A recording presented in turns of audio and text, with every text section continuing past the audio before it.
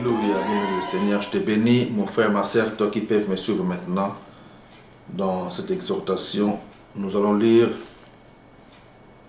comme toujours, notre programme L'école du Saint-Esprit. Nous sommes là toujours pour exhorter la parole de Dieu, pour étudier ensemble la Bible.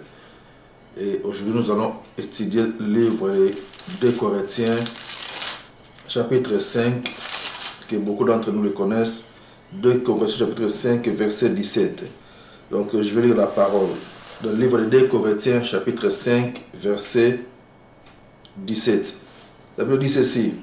Si quelqu'un est en Christ, il est une nouvelle créature. Les choses anciennes sont passées, voici toutes choses sont devenues nouvelles. Je reprends la parole de Dieu.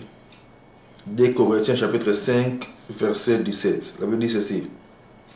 Si quelqu'un est en Christ, il est une nouvelle créature. Les choses anciennes sont passées. Voici toutes choses sont devenues nouvelles. Donc, si quelqu'un est en Christ, ça veut dire que non, il est devenu une nouvelle créature. Donc, c'est devenu comme quelqu'un qui est quelqu'un de nouveau. C'est pour ça qu'on appelle ça naître de nouveau. Donc, si quelqu'un est en Christ, être en Christ, ça veut dire accepter Jésus-Christ. Quand on accepte Christ, automatiquement, on devient un avec lui. Et quand on devient un avec lui, c'est ça que la Bible nous dit que non, nous sommes en lui, nous sommes en Christ. Donc, nous habitons en lui et lui, Christ en Dieu. Donc, c'est pour ça ici, la Bible dit ceci. Si quelqu'un est en Christ, donc nous sommes en Christ, nos vies sont cachées en Christ. Donc, nous devons savoir que nous sommes morts avec Jésus-Christ et ressuscité avec lui. Donc quand nous acceptons Jésus-Christ, nous devons savoir que non, nous l'avons accepté comme Seigneur et Sauveur de nos vies. Et nous sommes morts avec lui comment? C'est le jour où Jésus-Christ avait accepté d'être crucifié. Ces jours-là, tout le monde, peu importe la religion, peu importe la nationalité de la personne, peu importe son origine, ces jours-là, tout le monde, tous les êtres humains sont morts, tous les autres humains sont morts avec lui. Vous comprenez? Et nous ressuscitons avec lui, c'est quand nous l'acceptons comme Seigneur et Sauveur de nos vies, c'est là que nous l'acceptons et c'est là que nous ressuscitons. Et quand on ressuscite, nous vivons en lui. Vous comprenez? Et quand on vit en lui, on veut dire que nous sommes devenus une nouvelle créature. Une nouvelle créature, les choses anciennes sont passées. Cela veut dire que non, toute ta vie ancienne est passée. Tu es devenu quelqu'un de nouveau, tu commences une nouvelle vie. Et cette vie-là, c'est en Christ. Alors, pour bien mener cette vie-là, tu dois te focaliser à étudier la parole de Dieu. Tu dois concentrer ta vie à étudier la parole de Dieu et savoir comment vivre en tant qu'un enfant de Dieu, comment vivre en tant que chrétien. C'est pour ça que je dis que non, nous devons savoir que nous sommes morts avec Jésus-Christ et ressuscités avec lui. Donc, nous sommes ressuscités spirituellement les jours où nous avons fait de Jésus-Christ le Seigneur et Sauveur de notre vie. Vous comprenez? Donc ces jours-là, c'est les jours où tu as fait, les jours où tu avais fait de Seigneur Jésus-Christ, le Seigneur et Sauveur de ta vie. C'est ces jours-là que tu es ressuscité, que nous ressuscitons les jours où nous l'acceptons comme Seigneur et Sauveur de nos vies. Donc tous ceux qui ne l'ont pas encore accepté sont encore des morts. On peut dire comme ça. Sont encore des gens qui sont encore morts spirituellement. Donc on ressuscite quand on l'accepte. Pourquoi? Parce que les jours où Jésus-Christ avait accepté d'être crucifié, d'être monté à la croix, c'est ces jours-là que le monde entier était mort avec lui. Car Dieu voit le monde à travers Christ Jésus. Vous comprenez? Et il nous voit, nous les chrétiens, donc tout ce que l'on a accepté comme Seigneur et Sauveur de nos vies, Dieu nous voit à travers lui. Et ceux qui ne l'ont pas encore accepté comme Seigneur et Sauveur, ils sont encore des morts. Donc ils doivent ressusciter les jours où ils vont l'accepter comme Seigneur et Sauveur. Vous comprenez? Donc nous sommes restés spirituellement les jours où nous avons fait de Seigneur Jésus-Christ le Sauveur de nos vies. Et ces jours-là, nous sommes passés de la mort à la vie. Et la Bible dit que non, l'Esprit de Dieu est venu en nous. Nous sommes passés de la mort à la vie et son esprit vient habiter en nous. Donc nous sommes devenus le temple de son esprit. Nous sommes devenus les co-héritiers avec lui. Nous sommes devenus un avec lui. Donc Dieu nous voit à travers lui, à travers Jésus-Christ. Et Dieu nous voit comme lui, nous sommes des co-héritiers avec lui. Nous partageons avec lui le même héritage.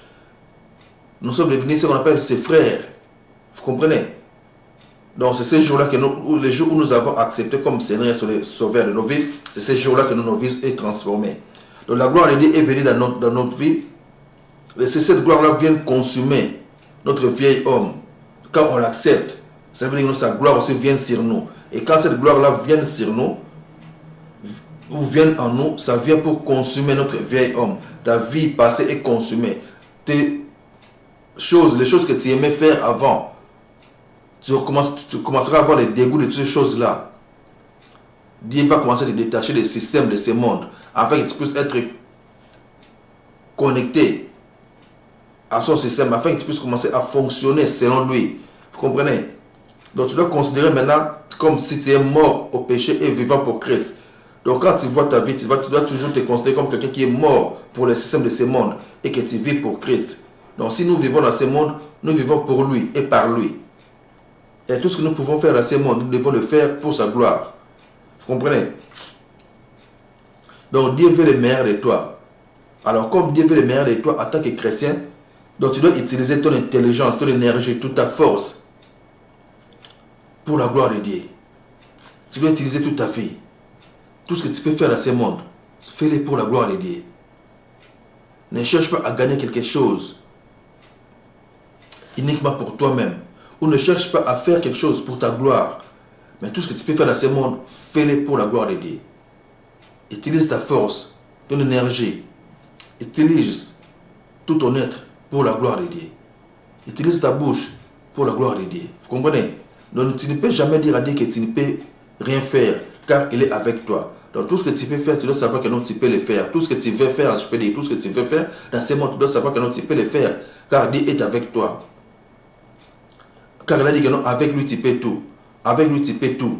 Donc je dis bien que non, avec Dieu tu peux tout, car rien n'est impossible à Dieu. Tu peux tout avec lui. Quand on dit tout est possible à Dieu, c'est par son esprit qui habite en nous.